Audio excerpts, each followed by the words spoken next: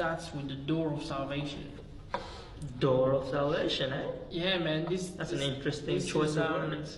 It's a very interesting thing because the word salvation is usually pictured for one looking for something or someone outside of himself to save him. But when you study the WTW model, you realize that the Savior is not outside the man. The Savior is not another, but all within the man. And so the door of salvation starts with questioning. It starts with questioning, and the first question is always, who am I? Like, what do you mean by I? When someone says I am, what do they mean by I?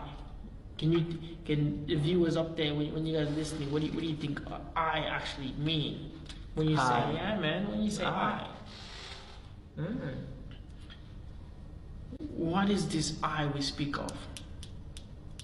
Is I, eh? Is this the individual person, like the ego or whatever people call it? I don't know what people call it. Just yourself, I guess. I don't know. Yeah, but I think the reason why we get confused is because in the language that we speak, we always have subjects and verbs. We always have adjectives. Yeah, and so we always think that there is someone doing something. We don't see the thing that they're doing and the very thing as one. For example, you actually can't describe yourself correctly or effectively without describing your environment. In any form of sentence, or when you describe things to people, or just in general? Just in general. Give us an example. Like, what do you mean? Like if I was telling a story of myself, for the story to have context, I have to tell you where I am. I have to tell you what's going on around my environment. I cannot leave because that's context, right? Yeah, well, you can't just jump. Yeah, it's context. Well, it's not only context. There's no other way, right? It's like saying you're gonna talk about an individual and not include the planet. You have to include some part of the planet. Like, yeah, I walked up to them when outside my house. Like, yes.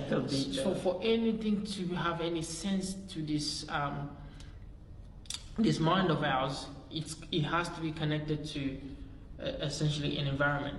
So the environment and the individual are not separate, even though we try to separate them. Okay.